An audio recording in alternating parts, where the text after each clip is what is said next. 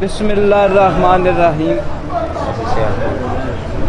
शबाद रहमान वारसी साडा नाम है। असी सियालकोट का साडा तलक है। अज सैयद वारिस शाह होरां दा उर्स मुबारक है। ते उसी लहर विच उसी बात विच सरकार का कलाम पेश करने। सुंजा लोक बखील है बाब मैंडे, मेरा रब बखील ना लोड़िए जी। कीजे गौर ते कम बना दीजिए, मिले दिलानू ना विछोड़िए जी। ए हुक्म ते हुसन ना नित रहंदे, नाल आजदा करो ना जोरिए जी। कोई कम गरीब दा करे जाया, सगू उस नू हटकीए हौड़िए जी। बेड़ा लद्दिया होवे मुसाफरां दा, पार लाइए विच ना बोड़िए जी। जिमी नाल ना मारिए, फेर आपे हथी जिन्हां नू चाड़िए घोड़िए जी। ते भला करदियां ढिर ना मूल कीचे, किसा तूल दराज ना तोड़िए जी। वारिस शाह यतीम दी गौर करिए, हथ आजदा दे नाल जोड़िए जी। शाह साहब ने अपने ज़माने का हाल तहरीर फरमाया। तो जनाब फरमाते ने, जाहल फासक जग नू मत देंदे, जाहल फासक जग नू मत देंदे। दानशमंद दी मत अखबार होई, हक सच दी गल ना करे कोई। झूठ बोलना रस्म संसार होई, ते मजलस लाए के करन हराम मेका।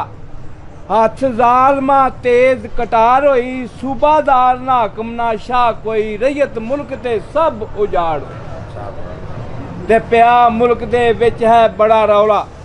हर किसे दे हाथ तलवार होई, पर्दा 70,000 दा उठ गया। नंगी हो के खलक बाजार होई, ते चोर चौधरी यारनी पाक दामन। भूत मंडली एक थों चार होई, अशराफ खराब कमीन ताजे। जिमीदार नू वड्डी बहार होई, चोर चौधरी यारनी पाक दामन। जेड़ा चौधरी है वही चोर है।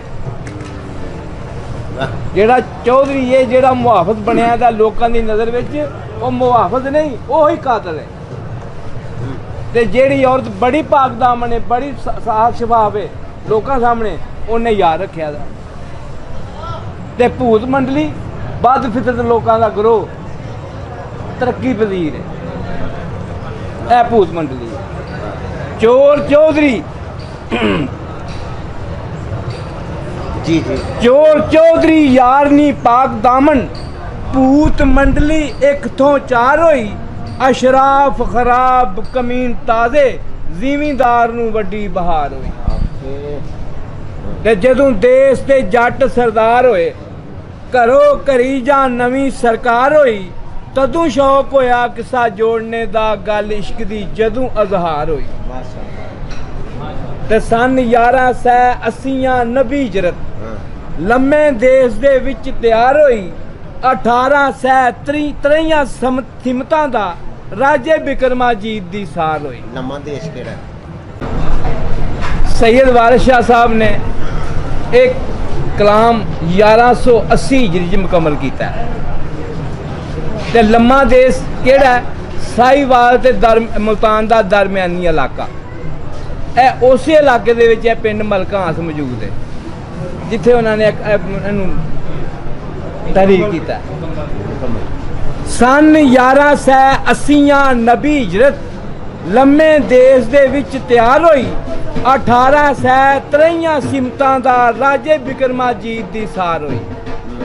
कीती नजर हजूर जद आलमा दी, गल आम सरकार दरबार होई।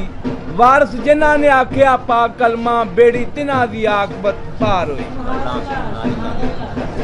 खर रहांस दा मुल्क मशहूर मलका, तिथे शेर कीता नाल रास्ते में। परख शेर दी आप कर लैन शायर, घोड़ा फेरिया विच नखास दे मैं। होरना शहरां चक्कियां झोतियां ने, गल्ला पीठिया विच खरास दे मैं। समझ लैन अकल होश गौर करके भेत रखे है विच लिबास दे मैं ते पन गबरू दिली विच खुशी होके फुल बीजे है वास्ते मैं वारस शाह ना अमल दी रास मेथे करा मान मानड़ा कास दे मैं।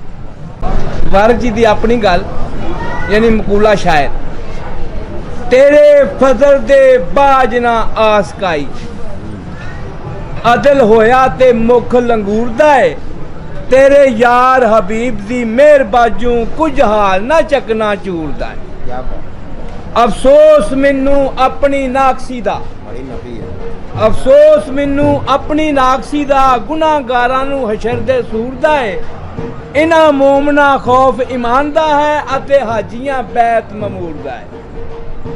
सूबादार नू तलब सपा दी दा ਅਤੇ ਚਾਕਰਾਂ ਕਾਟ ਕਸੂਰ ਦਾ ਹੈ ਸਾਰੇ ਮੁਲਕ ਪੰਜਾਬ ਖਰਾਬ ਵਿੱਚੋਂ ਸਾਨੂੰ ਵੱਡਾ ਅਫਸੋਸ ਕਸੂਰ ਦਾ ਹੈ।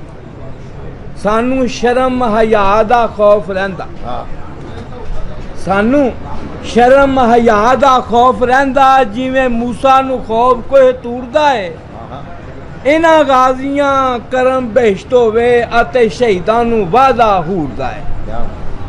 ਐਵੇਂ ਬਾਹਰੋਂ ਸ਼ਾਨ खराब विचों एवें बाहरों शान खराब विचों जिवें ढोल सुहावना दूरदा है रब आबरू नाल ईमान बख्शे सानू आसरा फजल गफूर दा शकरगंज मदूद दी नाल मदद खुला फैज फैज मंजूर दा है वारस शाह ना अमल दे टांक मेथे आप बख्श लिका हजूर दा है।